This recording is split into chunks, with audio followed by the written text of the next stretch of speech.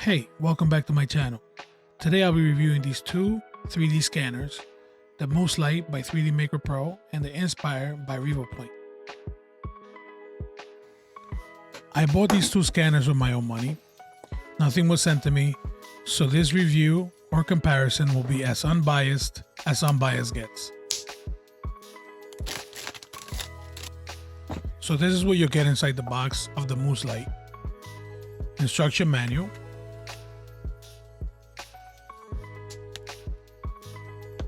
the power adapter, and the Moose Lite itself, which is actually pretty sturdy and is actually of metal construction.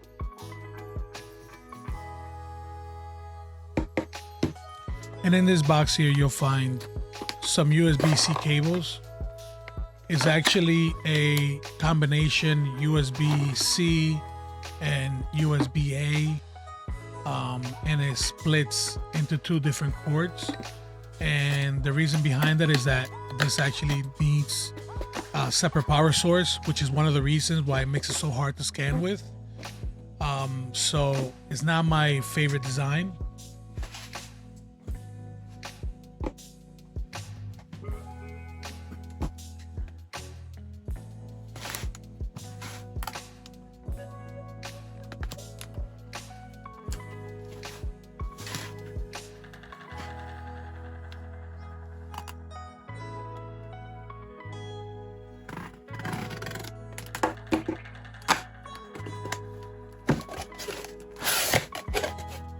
And here we'll find the Revopoint Inspire 3D scanner. The scanner includes this calibration board,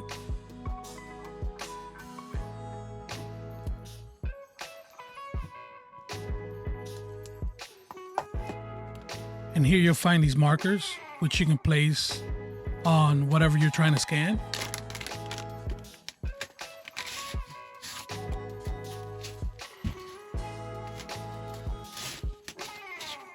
And it also brings this type of tablecloth with markers that you can place so you can scan an object on top of it.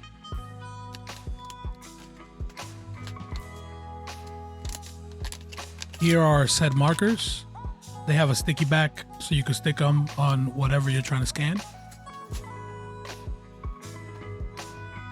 They also include a round marker topper for your turntable. Instruction manual, obviously.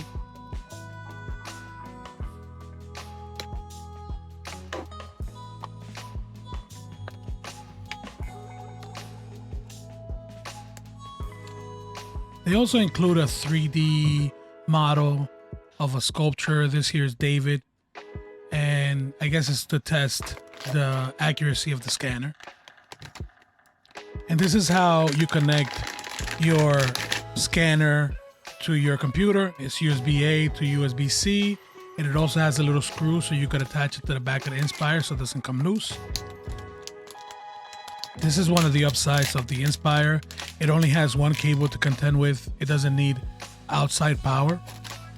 USB-A to USB-C, and an extra cable. This cable is actually to power your turntable.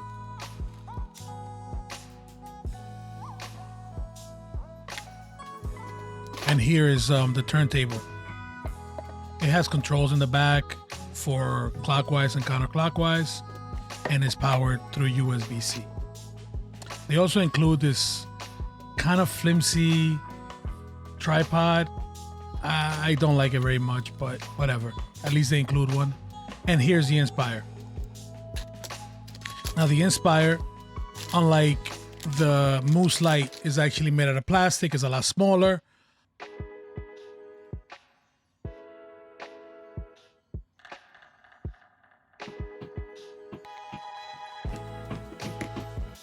So here's the specs for both scanners. Pause here if you want to compare the two.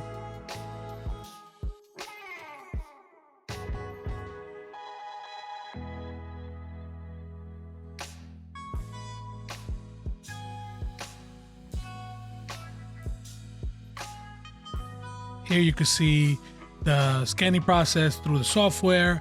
Now it does have a preview on the top left, and it also shows how far you need to be from the bust or the object in order to scan, and it tells you you're too far, excellent, etc. But it doesn't have an actual preview in color. The preview in color you see on the right is something that I recorded so that I can overlay and I can show you what I'm doing at the same time. Once you pause the scan, it starts processing the data. It takes a few minutes. I sped this up so that you don't have to wait and you could just see the result.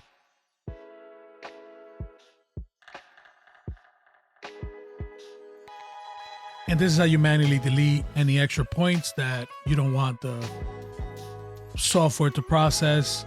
You use your lasso tool and you delete any points that don't need to be in there. And once you finish that, you have the option to either do another scan by appending or click process so that it can process the data and create a mesh. Here I'm trying to scan another angle because I thought I saw some holes on the top of the head, and you'll see how they align it and how it processes the data. I have to say that the process of aligning the scans on the software is a lot better than Revopoint's, because this never gave me any issue and it was flawlessly aligned. And here's the mesh after the software processed the data. And then you'll be able to reorient the mesh by aligning these 3 points. The Revopoint software is similar to the 3D Maker Pros. It has previews of your scan on the left-hand side. In the middle, it shows where you're scanning. And on the right, towards the middle, it actually shows the meter of how far the scanner is, whether you need to move it further up because it's too far, or if you need to move it back because it's too near. And then it tells you where the excellent or the sweet spot for the scanner to be. Now, this didn't have a lot of trouble tracking at this point.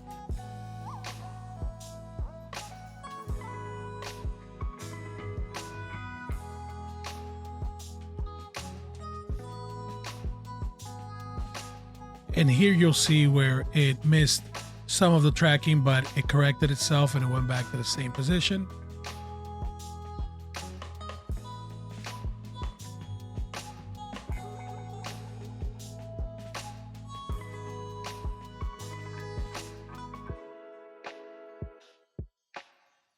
And here's where it's processing the data.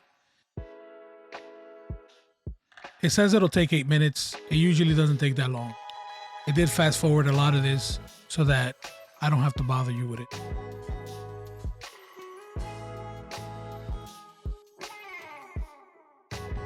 This software is not as intuitive as 3D Maker Pros, so I'll leave some links in the description of videos that helped me figure this out. This actually had a glitch. I couldn't delete stuff with the lasso tool. I had to restart the software, and then when it came back, it actually had deleted it, but it's just not showing it graphically here.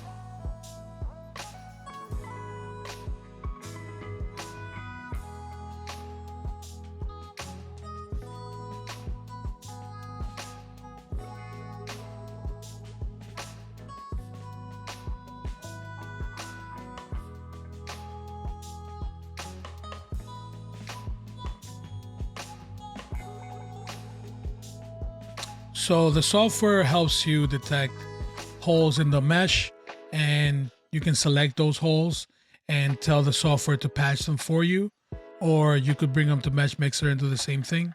So here's Yoda. So Yoda is, everybody knows who Yoda is. Anyways, this is something that I printed and painted when I was first starting my journey, and I'm really proud of it because I think the painting job was pretty good, but that's not what we're here for. Anyways, so let's go with the Moose. So the scan from the Moose came out well. It is a little bit soft. Some of the edges are not as defined.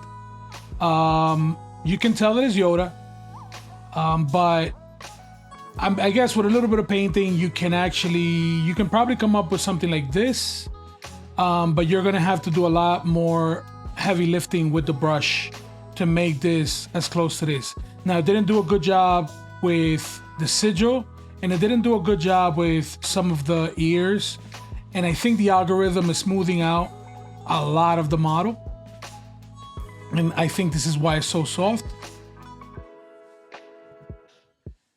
And here we have the Inspire. So the Inspire did a better job at capturing the features. It's a lot more smooth than the other one. The sigil came out great. All the ears came out okay. The eyes. The only problem I had was some of the areas overlapped, like here and in the ear and in the back. And the algorithm of the scanning software is not, I think, as good at smoothing things or at aligning things as the ones from the Moose. It also didn't do a great job with the black, but I think if I maybe polish this a little bit in Mesh Mixer or some other type of 3D software, this would be a more preferable scan for me. That's just my opinion.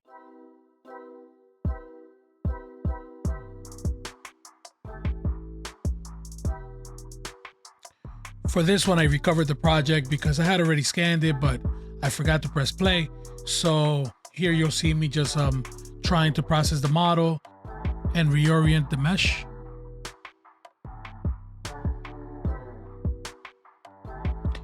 This is very similar to the last scan.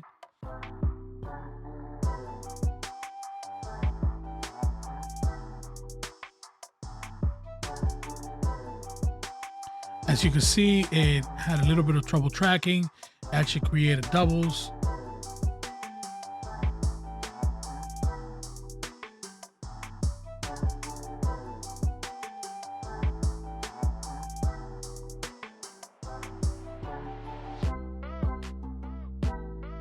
And then when I went to append the scan, it actually appended it to the wrong model. So I had to restart the scan.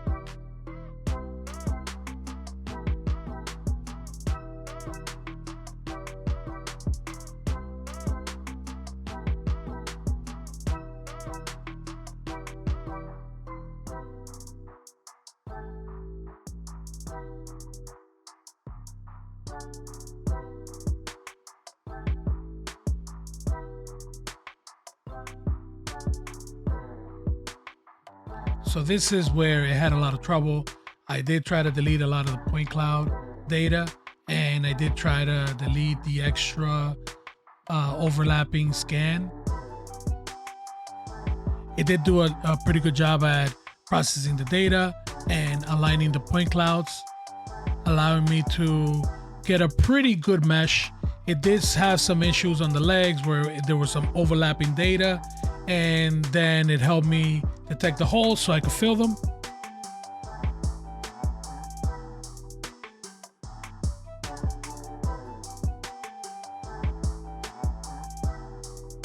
Okay, so this is Guy.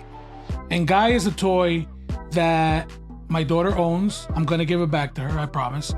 And I just wanted to see how something like this will be scanned by both scanners. So let's take a look. So the first one is the Moose again. So the Moose had trouble again with some of the features. The model looks a bit soft. It's kind of smooth. It did have trouble scanning the bottom. It filled the hole, did a pretty good job. But overall, the features are not there. You can't see like his collar that well, his eyes and mouth. I mean, you could see something, but it's not there. And then some of the areas that it couldn't scan for whatever reason. And the hands don't look that well. So now let's take a look at the Inspire. So with the Inspire, the features are a little bit more defined. You could tell his face, his mouth, as compared to the Moose. The collar is a little bit better. The hands, so the hands, you can see that there's fists. There's actually a gap between the index finger and the thumb. And then it did a pretty good job of capturing the bottom of the arms. But it did have the same trouble as before, where there's some overlap. The software didn't do a good job at aligning all the scans that I made. But this is something you could fix, like I said before, in a 3D software. I feel like having more features is better than having less, because I can never recover any of this. I would probably have to remodel a lot of them. I mean, yeah, so again, I have to give it to the Inspire. I think it did a better job at capturing the model.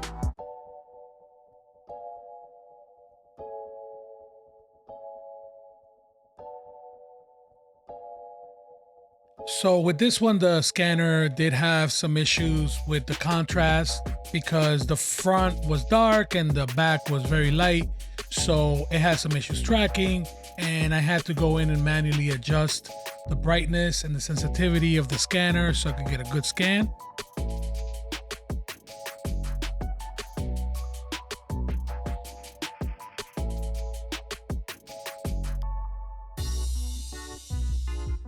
And then I changed the angle of the controller so that I could get some of the other sides.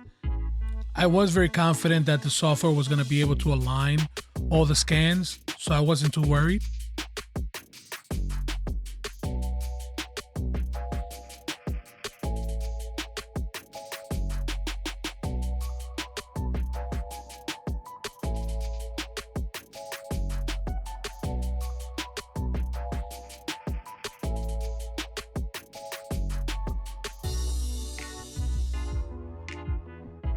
And here you can see I had to manually adjust the brightness because it was having a lot of trouble with the back.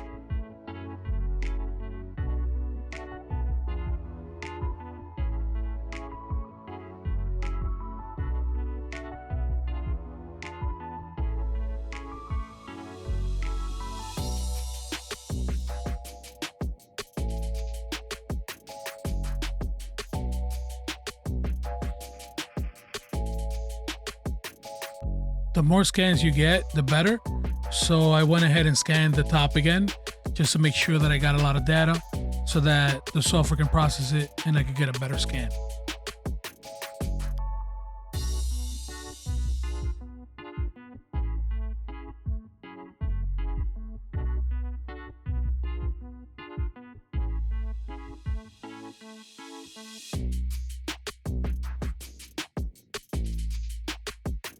And here's the software in action, aligning all the scans.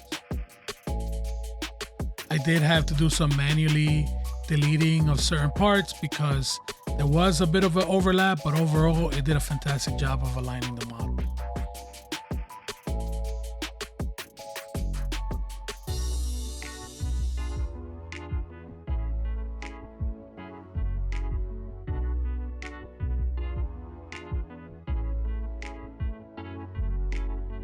And here's the Revopoint.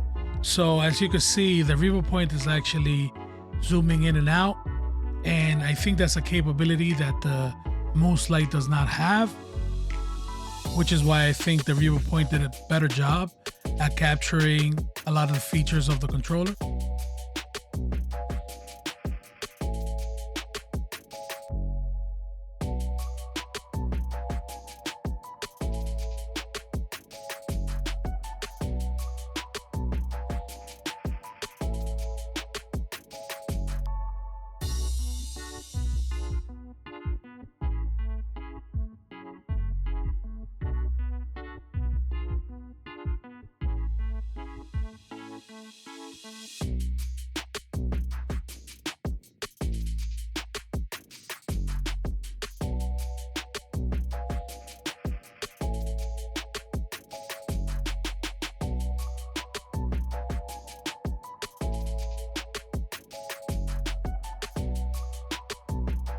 This scan is pretty excellent.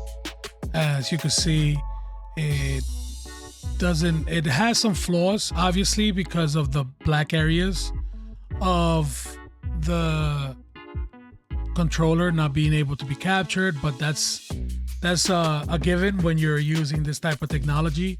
You might need some scanning spray or something to capture those, but overall it did a pretty good job. It also did a phenomenal job aligning the point cloud data.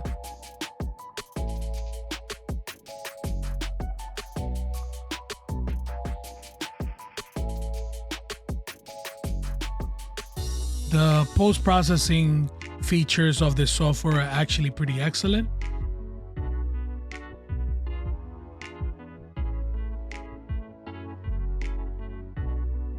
So the final one is the Xbox controller. We know what this thing looks like. So let's take a look. All right, let's go with the Moose. So the Moose didn't have a problem capturing the actual shape of the controller. It did have a issue capturing the black buttons, and it also had a lot of trouble tracking the thumbsticks for some reason. It just kept on like missing it. I think the Inspire is able to zoom in and out so that it could capture more details and it could track better. I don't think the Moose has that. I don't think the Moose is able to zoom in and out. So I think that's why I lost tracking here, as you would have to move it either closer or further back to capture certain details. And here's the Inspire.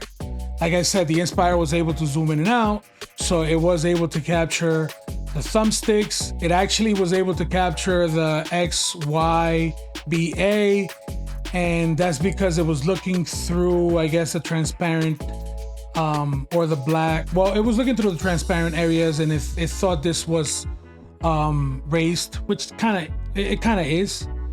The X was not able to capture, and the black areas again were not able to capture. But I think overall, as you can see, there's a lot more details on the Inspire. The back, you could see the battery compartment, and but the Moose did a better job with the blacks again. It was able to capture the shoulder buttons. So, I mean, overall, I have to give it again to this one, even if it's missing the shoulder buttons, just because it captured most of the details in the face well. And something like this, I would use it to create some sort of a cradle or something for the controllers. But yeah, I mean, I think this is the better scan. If you made it this far, thank you, and I appreciate your patience. And the winner is, drum roll please,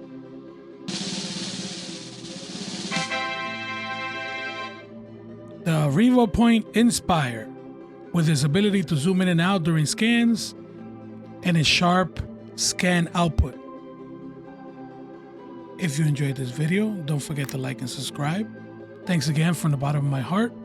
Please take care of yourselves and your loved ones. Peace.